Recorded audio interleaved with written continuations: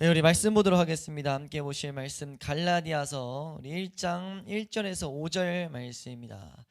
갈라디아서 1장 1절에서 5절 말씀 우리 함께 한 목소리로 합독하도록 하겠습니다. 갈라디아서 1장 1절에서 5절 말씀 우리 함께 한 목소리로 합독하도록 하겠습니다. 함께 읽습니다. 시작.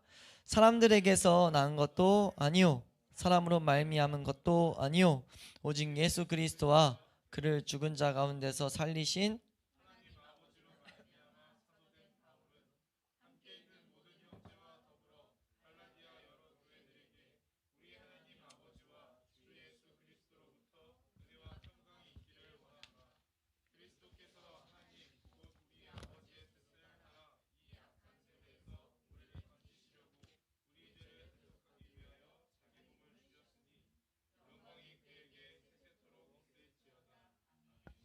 아멘. 이 갈라디아서라는 성경은 기독교의 핵심, 최고의 핵심인 진리를 담고 있는 그런 메시지다라고 보통 말을 해요. 그러니까 기독교의 핵심 진리를 힘차게 담고 있다라고 말을 합니다.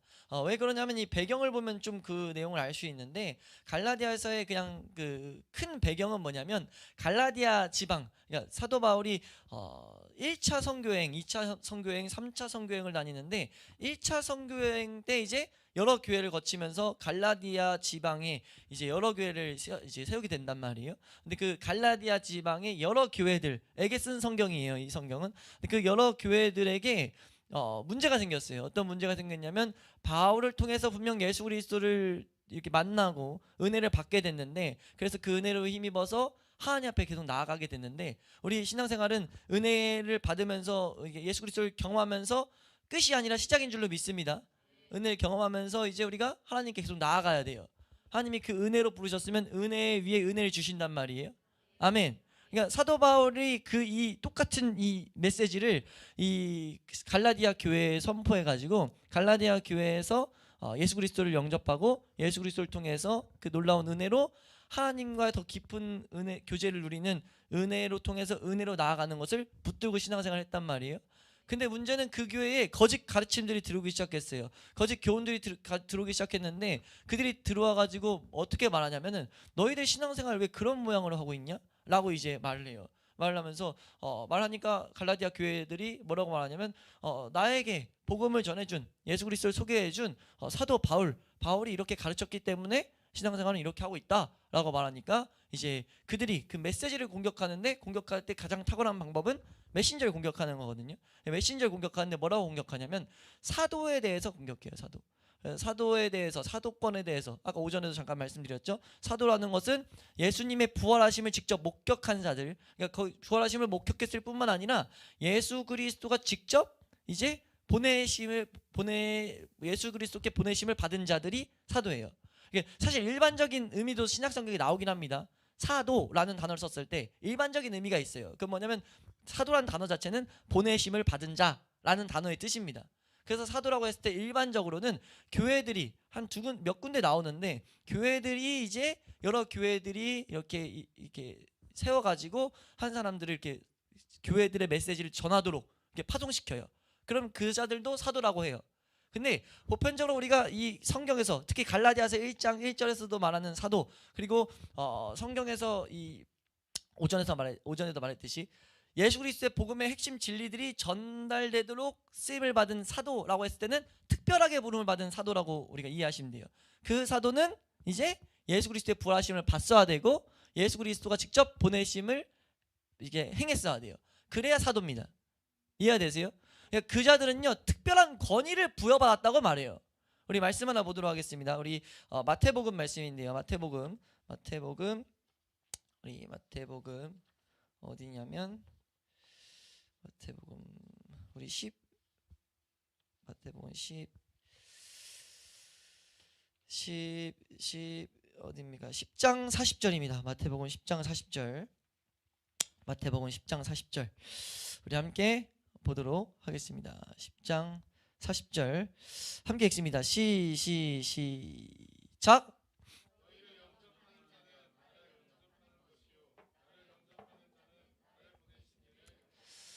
아멘. 네, 이 말씀이 뭐냐면 사도들을 세우면서 이렇게 말하는 말씀이에요. 사도들에게는 어떤 능력을 주냐면요, 예수 그리스도와 같은 권위를 줘버렸어요. 그래서 사도들이 하는 말은 예수 그리스도의 말이다 라고 우리는 이해합니다. 모든 교회들은, 하나님께 부름받은 교회들은 그렇게 이해해요. 그래서 성경에 사도들이 쓴 편지가 예수 그리스도의 말로 우리가 받아들이는 거죠. 이해되시면 아멘.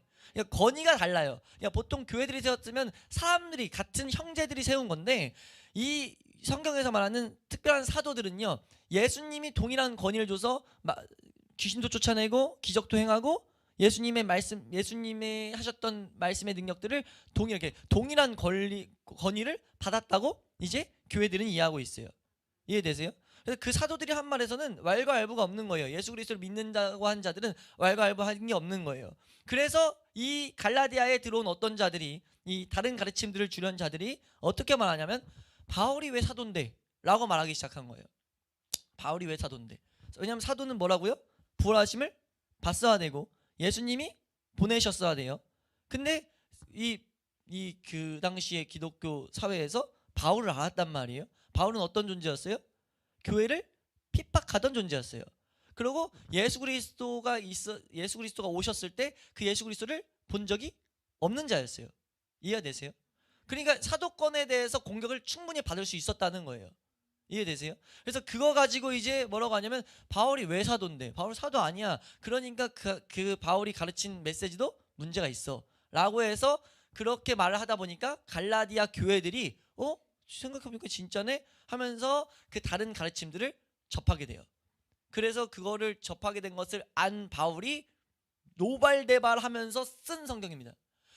약간 분노, 연민, 불쌍한 감정을 담아서 또 근데 분노했어요. 왜냐하면 바울은요, 십자가의 그 값어치를 깎아내린다던가 성령님이 우리를 성화시킨다는 것을 깎아내리는, 그것을 약간 공격하려는 것을 극도로 이게 분노했어요. 그러니까 그걸 절대적으로 싫어했거든요. 왜냐하면 자신이 그런 은혜를 받았고 그렇게 부름을 받아서 자신의 인생은 그것만을 위해서, 그 바울의 인생은 그 일만을 위해서 이제 모든 걸 던져버립니다. 예수 그리스도의 십자가와 십자가를 통해서 구원받은 자들이 성령으로 말미암아 더욱더 새롭게 변화되는 삶, 이거를 가르치는데, 그것이 자신에게 이루어지고 있기 때문에 그걸 가르치는데 온 힘을 쏟아요. 자신의 온 인생을 던진 것을 공격하는 것을 당연히 말도 안 되고 싫어하는 거죠. 근데 갈라디아 교회들에게 그런 일이 일어난 거예요. 그런 일이 일어나니까, 그런 일을 일어났던 것을 딱 듣자마자 이 바울이 하나님이 주신 분노죠. 그걸 가지고 이제 편지를 써내려가기 시작한 거예요. 그래서 1장 6절 한번 볼까요? 갈라디아서 1장 6절. 그래서 이런 말이 나오는 겁니다. 우리가 앞으로 보게 되겠지만 1장 6절 함께 읽습니다. 시작. 그리스도의 은혜로 너희를 부르신 이를 이같이 속히 떠나 다른 복음을 따르는 것을 내가 이상하게 여긴다 라고 말한다는 거예요. 이해되세요? 3장 1절도 한번 볼게요. 이 내용이 계속 반복되는데 3장 1절 함께 읽습니다. 시작. 어리석도다 갈라디아 사람들아, 예수 그리스도께서 십자가에 못 박히신 것이 너희 눈앞에 밝히 보이거늘 누가 너희를 깨더냐 하면서 이제 말해요. 그래서 너희가 옛날에는 나에게 뭐 눈도 빼줄 것처럼 나에게 은혜를 받았으니까, 바울에게 갈라디아 교회들이 막 눈도 빼주겠다 막 이런 고백을 했거든요. 나중에 이제 보겠지만, 근데 그거를 이제 그런 바울을 약간 적대시하는 것까지 간 거예요. 그래서 이제 그런 모습들이 이제 잘못됐다는 것을 하나씩 가르치는데, 하나님이 이제 어떻게 보면 은혜로서 그런 일들이 이미 온 세대에 있을 걸 아시고 바울을 택해가지고 지금 이런 성경을 쓰게 한 거예요. 그래서 이 갈라디아서에는 그런 마음을 갖고 쓰다 보니까 쓰는데, 단순히 바울이라는 사람의 감정, 사람의 생각으로 쓴 글이 절대 아니에요. 그냥 딱 보면, 그래서 갈라디아서는 바울의 자기에 대한 이야기가 많아 보이는데요, 절대 이건 바울의 개인적인 이야기를 쓴 성경이 아닙니다. 그러니까 그 개인에게 예수 그리스도가 어떻게 찾아왔고, 예수 그리스도를 찾아온 그 개인이 어떻게 교회들을 변화시켰는가, 그거를 이제 바울을 통해서 다시 서술하게 한 거예요. 그러다 보니까 이 갈라디아서에는 기독교의 핵심 가치가 그냥 힘차게 담겨 있는 겁니다. 이게 이상하고 감정으로 이상하고, 그러다 보니까 다시 제대로 가르쳐야 되니까 체계적으로 제대로 가르치는데 힘차게 막 가르치는 거예요. 그래서 우리가 이 갈라디아서를 통해서 이 말씀을 제대로 접하게 되면 우리 가운데 예수 그리스도에 대한 사랑이 더욱더 뜨겁게 새롭게 또 일어나는 은혜가 우리 가운데 있을 줄로 믿습니다. 우리가 그래서 몇 달 동안 이 갈라디아서를 이제 앞으로 보게 될 텐데, 우리가 갈라디아서를 함께 말씀을 통해서 은혜를 나누면서 이 바울이 갈라디아 교회에게 다시 새로운 은혜를 끼친 것처럼 우리 함께 이 축동회복의 교회에서 말씀을 우리가 함께 보면서 말씀을 통해서 은혜를 받으면서 갈라디아 교회에게 있었던 은혜가 우리에게도 있을 수 있기를 주님의 이름으로 축원합니다.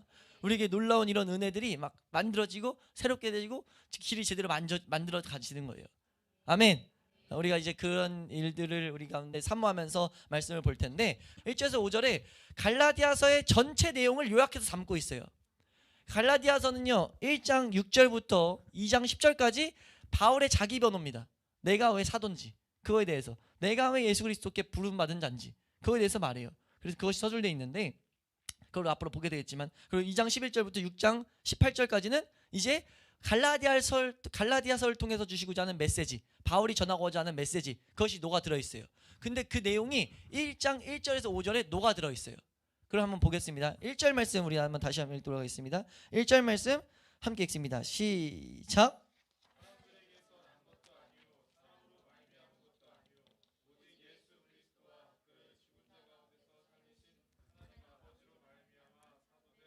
아멘. 이 소식을 듣고 편지 썼기 때문에 이렇게 말하는 거예요. 사람에게서 난 거 아니야. 나 지금 사람들이 교회들이 파송해서 세운 거 아니야. 사람으로 말미암은 것도 아니야. 오직 예수 그리스도와 그를 죽은 자, 여기서 지금 바울이 여기서 계속 전하고자 하는 메시지가 여기서 언급됩니다. 그를 죽은 자 가운데서 살리신 그 하나님 아버지로 말미암아 사도된 나다. 사도된 난 바울이야. 예수 그리스도가 세운 난 존재야 라는 걸 말하고 있어요. 우리 고린도후서 1장 1절도 한번 볼까요? 고린도후서 1장 1절. 고린도후서 1장 1절입니다. 함께 읽습니다. 시작. 아멘. 여기 말하죠. 하나님의 뜻으로 말미암아 그리스도 예수의 사도된 바울이라고 말해요. 자기를 그렇게 계속 표현해요. 왜 이러냐면요, 이거는 우리가 짧게 보고 가야 되기 때문에 사도행전 말씀 한번 보겠습니다. 사도행전 9장 3절에서 5절 말씀 보면 왜 바울이 이렇게 자신 있게 자신을 이렇게 말하는지가 여기서 이 사건이 기록되어 있어요. 9장 사실 1절부터 3절부터 보겠습니다. 3절에서 5절 함께 읽습니다. 이 배경은 3절 이전의 배경은 바울이 이제 스데반을 죽이고, 사울이 스데반을 죽여요. 왜 죽이냐면 이상한 얘기를 한다는 거예요. 스데반이 뭐 얘기했냐면 예수 그리스도가 죽었다 살아났다라는 말하거든요. 예수란 인물이 죽었다 살아났다, 하나님의 아들이었다. 그래서 그분에 대해서 메시지를 하는 걸 듣고 이 바울이 이 사회를 혼동하게, 사회를 이상하게 만든다 해가지고 스데반을 쳐 죽인 앞장서요. 그 죽이고 나서 거기서 그치지 않고 법정에서 이제 예수 믿는 자들을 핍박할 권리를 딱 얻고, 이제 다메섹에 사람들이 많이 모여있다는 것을 듣고, 그 예수 믿는 사람들이 많이 모여있다는 걸 듣고 그 사람들 다 잡아 죽이려고, 혹은 핍박하려고, 혹은 다 이제 흩어버리려고 그 영장 가지고 간 거예요. 가다가 이런 일이 일어납니다. 3절에서 5절입니다. 함께 읽습니다. 시작. 사울이 길을 가다가 다메섹에 가까이 이르더니 호련히 하늘로부터 빛이 그를 둘러 비추는지라. 땅에 엎드려져 들음에 소리가 있어 이르시되 사울아 사울아 네가 어찌하여 나를 박해하시거늘 대답하되 주여 누구시니까 이르시되 나는 네가 박해하는. 아멘. 이게 지금 사도 바울에게 있었던, 사울에게 있었던 하나의 사건입니다. 그러니까 지금 이 사건을 딱 이제 객관적으로 서술한 게 9장이고요. 이것을 바울 입장에서 다시, 바울이 정신을 차리고 나서 자신이 이제 이 사도행전 마지막 쯤에는 바울을 중심으로 사도행전이 기록됐는데, 사도행전에서 이제 바울이 이제 쓰임 받을 때 그 내용 가운데 이제 바울이 자기를 변호해요. 자기를 변호한 게 아니라 변호하는 것처럼 하면서 이제 복음을 전해요. 사도행전 마지막은 사도 바울이 로마 감옥에 갇히는 과정을 설명하거든요. 사도 바울이 이제 감옥에 갇히게 돼요. 감옥에 갇히게 될 때 그냥 갇히지 않고, 갇히기 전에 이제 뭐라 하죠? 변호할 수 있는, 뭐라 하죠? 그 법원 가는 걸 뭐라 하죠? 재판은 가서 하는 거, 재판인가? 불러가지고 하는 거 뭐요? 출석해가지고 아무튼 신문하는 거, 신문하는 과정을 몇 번 거쳐요. 형을 때리기 전에, 그러니까 재판을 몇 번 거쳐야 되는데 몇 번 막 거쳐요. 막 왜냐면 복잡해가지고, 바울의 사정이 복잡해서. 그래서 마지막에 로마 이제 재판 거기까지 가는데 그 과정들이 뒤쪽에 막 기록되어 있어요. 근데 이제 25장 말씀 한번 볼게요. 26장에 이제 자기를 한번 세워달라고 해요. 자기를 자꾸 죄인이라고 하니까, 죽이라고 하니까 사람들이 죽이는 것을 변호하기 위해서 나 한 번만 세워줘요. 그 재판관에게 말해요. 그랬더니 재판관이 로마 시민이다 보니까 말을 들어줘요. 한번 가서 네 할 말 해라 했더니 이제 14절부터 18절, 우리 13절부터 볼까요? 13절. 네, 우리 10절부터 한번 띄워주세요. 10절. 네. 네, 오케이, 한번 보겠습니다. 10절부터 함께 읽습니다. 시작. 예루살렘에서 이런 일을 행하여 대제사장들에게 권한을 받아가지고 많은 성도를 옥에 가두며 또 죽일 때에 내가 찬성 투표를 하였고, 또 모든 회당에서 여러 번 형벌하여 강제로 모독하는 말을 하게 하고 그들에 대하여 심히 격분하여 외국 성 박해하였고. 지금 바울이 자기 얘기예요. 22절입니다. 시작. 그 일로 대제사장들의 위임을 받고 다메섹으로 갔다는 거예요. 이제 지금 그런 말합니다. 13절부터 읽습니다. 시작. 왕이여, 정오가 되어 길에서 보니 하늘로부터 해보다 더 밝은 빛이 나와 내 동행들을 둘러 비추는지라. 우리가 다 땅에 엎드려짐에 내가 소리를 들으니 히브리 말로 이르되 사울아 사울아 네가 어찌하여 나를 박해하느냐. 가시체를 아멘. 그 9장에서는 내가 어찌하여 나를 박해하느냐까지밖에 없었어요. 근데 바울에게 했던 말들이 더 있던 거예요. 우리 15절 말씀입니다. 15절 16절까지 한번 읽겠습니다. 16절까지 18절까지 쭉 읽을게요. 16절부터 함께 읽습니다. 15절부터 18절 함께 읽습니다. 시작.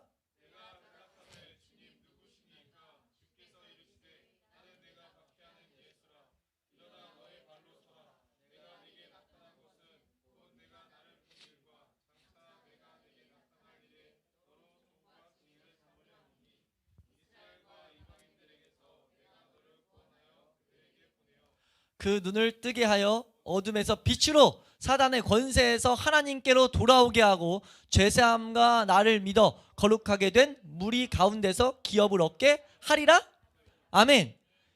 놀라운 이야기예요. 이거는 사도들에게도 이렇게 구체적으로 한 예수님이 어떤 권한을 준 적이 없는데 바울에게 예수님이 나타나셔서, 부활하셔서 승천하신 예수님이 나타나셔가지고 실제 나타나셔서 이 바울에게 하나하나 내가 널 어떻게 보내는지를 설명하는 거예요.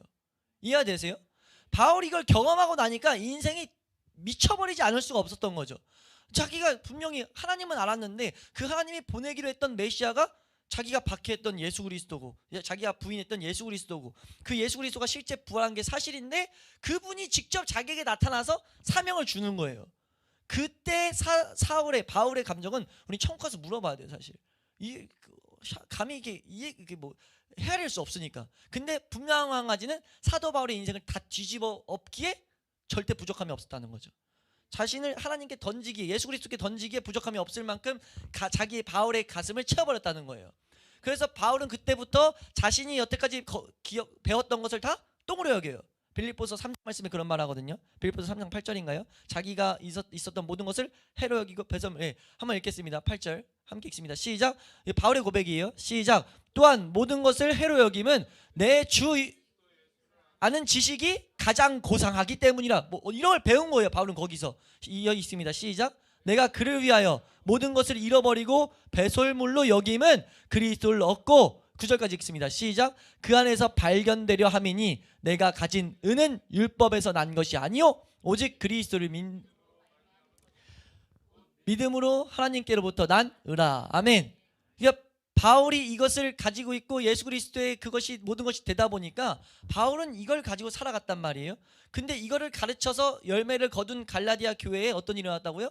이 가르침들을 부인하게 만드는, 그 가르침에서 이탈하게 만드는 율법주의가 들어왔거든요. 결국 나중에 계속 보겠지만, 그래서 이탈하게 만드는 가르침을 듣고 사도 바울이 이제 뭘 가르치고자 하냐면 너 정신 제대로 차려야 돼.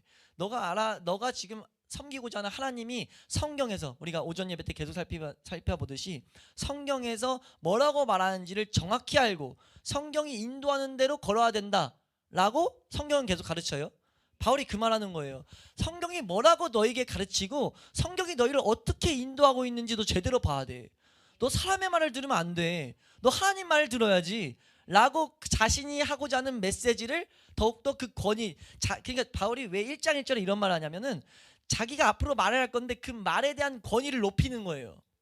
그 권위를 높이는 그 이유가 뭐예요? 자신의 말을 어떤 자신의 주장을 더 힘이 실고자 하는 게 아니라 자기가 가지고 있는 이 메시지가 하나님께로부터 온 거라는 엄청난 확신이 있기 때문이에요. 그걸 절대 뺏기지 않기를 바라는 마음에서 갈라디아 교회가 절대 성경에서 엇나가는 것을 원치 않는 마음에서 지금 이런 선언을 하는 거예요. 내가 지금 뭐라고 말해요? 하나님 아버지로 말미암아 사도된 나 바울은, 이렇게 말하는 거예요. 바울은. 네? 내가 이제 너에게, 그러면서 자신을 변호하면서 2절에 이 첫 번째 1절에서 말한 것을 좀 더 보완해서 설명하는데 2절 말씀 한번 읽겠습니다. 2절 함께 읽습니다. 시작. 네, 지금 여기서 두 가지 메시지가 나오는데 뭐라고 나오냐면 함께 있는 모든 형제와 더불어. 바울은 자신의 그냥 말이 아니라 예수 그리스도를 제대로 쫓는, 여기서 말하는 모든 형제는요, 예수 그리스도 안에서 형제예요. 예수 그리스도의 핏값 얻어서 예수 그리스도만을 주인 삼아서 걸었고 있는 자들, 다른 사도들, 그 형제들과 더불어서 말한다는 거죠. 뭘 말하고자 하냐면 예수 그리스도를 제대로 영접하고 하나님을 제대로 보고 있으면 이렇게밖에 말할 수 없어, 지금 말하고 있는 거예요. 성경을 따라 살 수밖에 없어 라고 말하고 있는 거죠. 사람들 말에 귀를 기울일 수가 없어. 그러니까 그 모든 사람들은 동일하게 이런 메시지를 전할 거야 라고 말한다는 거예요. 그게 이제 3절에서 5절이고요. 이게 그래서 그 내용 하나가 나오고, 또 하나 우리가 봐야 될 것이 2절에서 더불어, 그 형제와 더불어 뭐라고 하냐면 갈라디아 여러 교회들에게 라고 말해요. 이렇게 말씀을 우리에게 지금 기록한 이유는 뭐냐면요, 이 갈라디아서 1장 2절의 이 메시지는 뭐냐면 갈라디아의 어떤 한 교회의 문제가 아니었다는 거예요. 갈라디아 지방의 여러 교회에 다 이 문제들이 일어났다는 거죠. 이게 우리에게 지금 이 시대 우리에게 뭘 말합니까? 이 시대 우리에도 우리 주변의 교회에 이 거짓된 가르침이 계속 들어온다는 거예요. 그러니까 말씀에서 진리에서 엇나가게 하는 갈라디아 교회에 있었던 문제들이 이 시대에도, 앞으로의 시대에도 계속 있을 공격이라는 거죠. 이해가 되세요? 그러니까 우리가 앞으로 갈라디아서를 통해서 보게 될 이 잘못된 가르침들이 이제 우리가 하나씩 더 보게 될 텐데, 볼 때마다 내 안에 혹시나 그런 게 남아 있었다면 바로바로 버릴 수 있기를 주님의 이름으로 축원합니다. 말씀을 준비하다 제가 이제 평소에 이렇게 존경하고 은혜를 받는 목사님들 중에 한 분이 이 1장 1절을 이렇게 강의했더라고요. 지금 이렇게 이 똑같은 관점에서 설명하면서 제가 그대로 그래서 적어왔습니다. 이 1장 1절을 강의한 목사님이 이렇게 말해요. 지금 이 바울이 자신의 사도를 주장하면서 자신의 메시지를 강조하는 이 대목에서 우리가 어떻게 이 메시지를 받아야 되냐라고 할 때 이렇게 말합니다. 그러니까 바울 이 서신서가 그냥 단순히 사람의 말이 아니라 예수 그리스도의 말이다라는 것이 지금 1장 1절에서 우리가 붙잡아야 될 메시지거든요. 그러니까 바울이 자신의 메시지를 이렇게 힘있게 힘을 실려는 것이 아니라 내가 지금 말하고자 하는 거는 하나님이 주신 거야 라는 것을 확신 있게 말하고 있다는 거죠.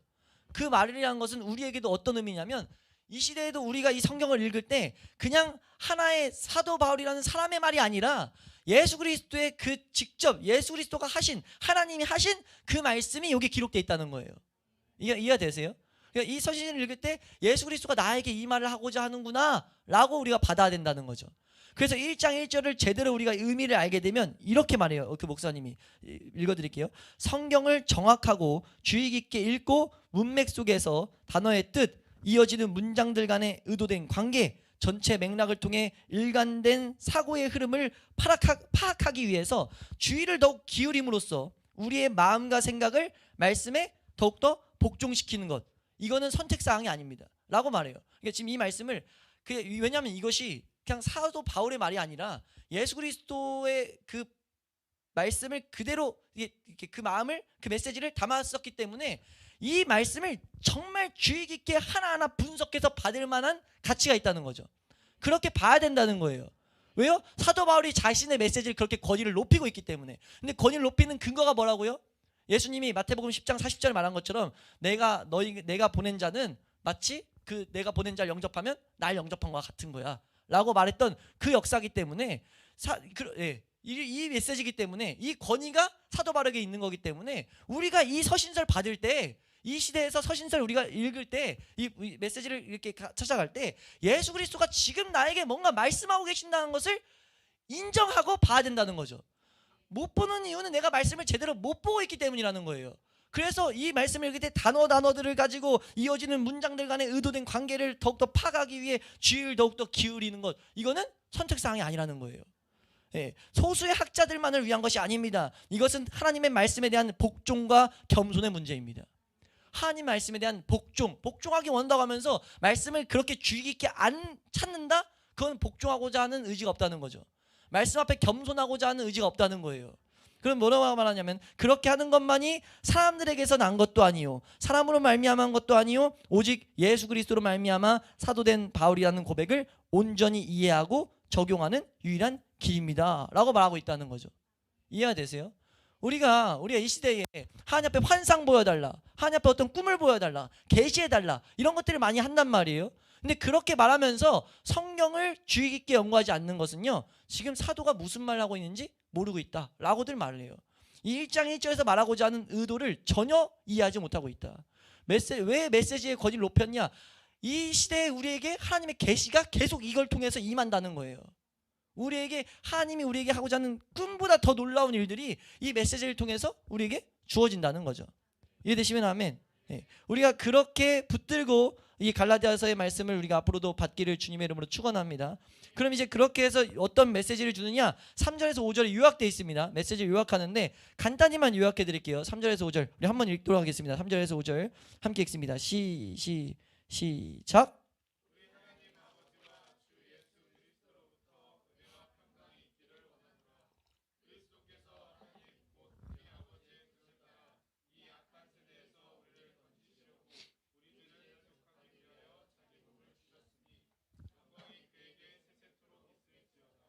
아멘. 지금 요 말씀을 한마디로 요약하면요 이렇게 볼 수 있습니다. 어떻게 볼 수 있냐면 당신에게는 은혜를 하나님께는 영광을 이라는 고백이에요. 그러니까 사도 바울이 하고자 하는 메시지는 나는 너희 앞에 서가지고 너희에게는 은혜를 끼칠 거고 하나님 앞엔 영광을 돌릴 거야 라는 말을 하고 있어요. 근데 그 이유 그럴 수 있는 근거가 뭐냐가 4절에 나와요. 4절 말씀 다시 한번 읽도록 할게요. 4절 말씀입니다. 함께 읽습니다. 시작.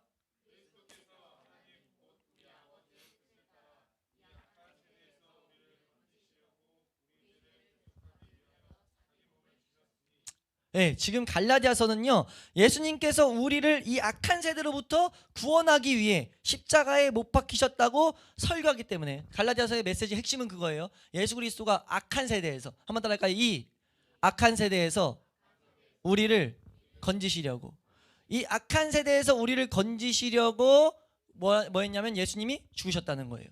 그것을 이제 풀어서 가르칠 거라는 거죠. 그렇기 때문에 이 메시지를 받는 너희에게는 하나님의 은혜와 평강이 임할 거고 그 메시지를 가르칠 때 하나님의 뜻이 이루어지기 때문에 하나님께 영광이 돌아갈 거다.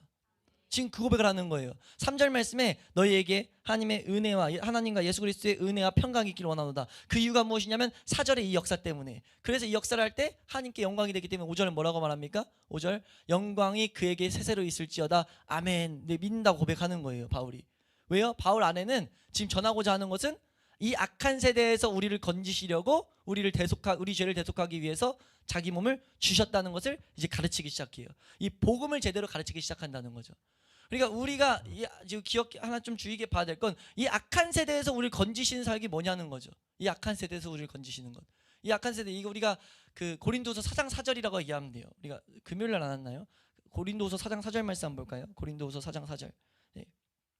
고린도서 4장 4절 한번 크게 읽습니다. 시작.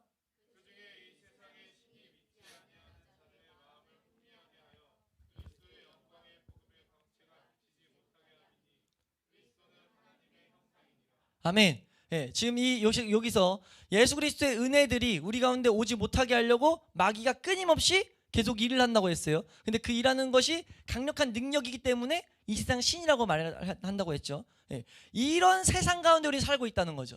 이 세상에 많은 죄들, 많은 유혹들이 있는데 그것도 문제인데 그 죄들, 유혹들을 가지고 마귀가 지금 우리를 다 공격하는데 그 공격이 어떠다? 강력하다, 약하다? 엄청나게 강력하다. 그래서 이 세대, 이 악한 세대에서 건질받을 수 있는, 헤어나올 수 있는 사람은 단 한 명도 없다는 거예요. 그걸 표현하는 게 지금 4장 4절입니다. 근데 그 세대에서 우리를 건지시려고 예수 그리스도가 왔다. 지금 그 말을 하는 거예요. 그럼 우린 뭐 해야 됩니까? 우리가 사실 우리의 모든 인생의 문제는 사실 이 악한 세대에 빠져있기 때문이에요. 우리가 이 악한 세대에서 끌려가고 있기 때문입니다. 우리 인생에 있는 괴로움, 어려움, 뭔가 다툼, 시기, 질투, 모든 하나님이 지으시지 않은 어두운 것들은요, 악한 세대에 빠져 있기 때문이에요. 근데 그거에서 건진받는다는 것은 뭐냐면 예수 그리스도가 이미 그것을 했다는 거죠. 그럼 우리 보고 뭐 하라는 거예요? 그 예수 그리스도만 알아가면 된다는 거예요. 그 예수 그리스도를 알아가면 우리 가운데 은혜가 된다는 거죠. 이게 어떤 어두운 세계 가운데 빛의 군사들이 침투하는 것처럼 내 메시지가 너희 어둠 가운데 침투할 거야. 그럼 너희 뭐 하면 되냐면 이 메시지에만 주목하면 돼. 주목하면 악한 세대에서 건진받는 역사가 너에게 올 거야. 그래서 너희에게는 은혜를, 당신에게는 은혜를, 하나님께는 영광을. 지금 이걸 서로 가운데 말하고 있는 거예요. 우리가 앞으로 갈라디아에서 이걸 이제 갈라디아서를 통해서 하나하나 보게 될 텐데, 우리의 삶 가운데 이 말씀을 우리가 듣고 배우면서 이 말씀 가운데 역사되는 이 놀라운 악한 세대에서 건진받는 역사를, 건져지는 악한 세대에서 우리가 뛰쳐나오는 역사를 경험할 수 있기를 주님의 이름으로 축원합니다. 말씀 하나 읽고 이제 마칠 텐데, 요한복음 17장 15절 말씀, 요한복음 17장 15절 말씀 함께 읽습니다. 요한복음 17장 15절 시작. 내가 비옵는 것은 그들을 세상에서 데려가기 위함이 아니요 다만 악에 빠지지 않게 보전하시기를 위함이니이다. 아멘. 이 역사를 이제 사도 바울이 갈라디아 이 교회에게 가르치기 시작합니다. 갈라디아서에서 계속 뭘 말하냐면, 우리가 이 악한 세대에서 건진받는 방법은, 이 갈라디아서에 들어온 거짓 교훈은 율법주의라고 잠깐 말씀드렸죠. 율법주의는 내가 뭐 하도록이에요. 내가 죄와 싸우도록, 내가 의를 만들도록, 내가 뭐 하도록 계속 그걸 말하거든요. 근데 그게 아니라는 거죠. 은혜만 있어야 된다는 거예요.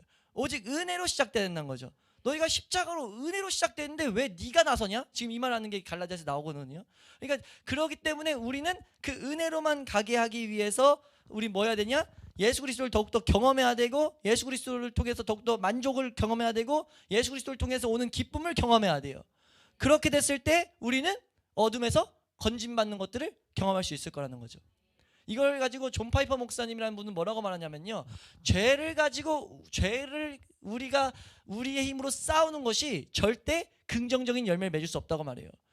죄를 우리 힘으로 싸워서 실제 죄를 이긴다는들 그건 부정적인 영향을 끼친다고 해요. 왜요? 죄를 이기면 이길수록 그 어떤 죄는 처리될지 몰라도 자기 안에 자기 의는 쌓인다는 거죠. 자기 의가 쌓여가지고, 자기 의, 하나님의 의가 아니라 나의 의가 쌓여서 교만해져가지고 어느 지점에서 다시 무너진다는 거예요. 그러니까 우리는 오직 은혜로 채워져야 돼요. 은혜로 채워지고 예수 그리스도가 이기게 하시는 것을 경험해야 되죠. 그러니까 우리의 삶 가운데 우린 뭐 해야 되냐면 예수 그리스도만 신뢰해야 됩니다. 갈라디아서 말하는 핵심이 그거예요. 예수 그리스도만 신뢰해라. 예수 그리스도를 연구해라. 그러면 너희에게는 은혜와 하나님께는 영광이 있을 것이다 라고 말하고 있습니다. 우리가 이 갈라디아서를 앞으로 더욱더 연구하면서 갈라디아서를 통해서 우리에게 계시하시는 예수 그리스도를 우리가 들을 수 있기를, 배울 수 있기를 축원합니다. 그러면 우리에게는 은혜가, 하나님께는 영광이 될 줄로 믿습니다. 우리가 그것을 말씀대로, 이 말씀에 기록된 말씀대로 우리의 삶이 경험될 수 있는 그 은혜가 있기를 주님의 이름으로 축원합니다.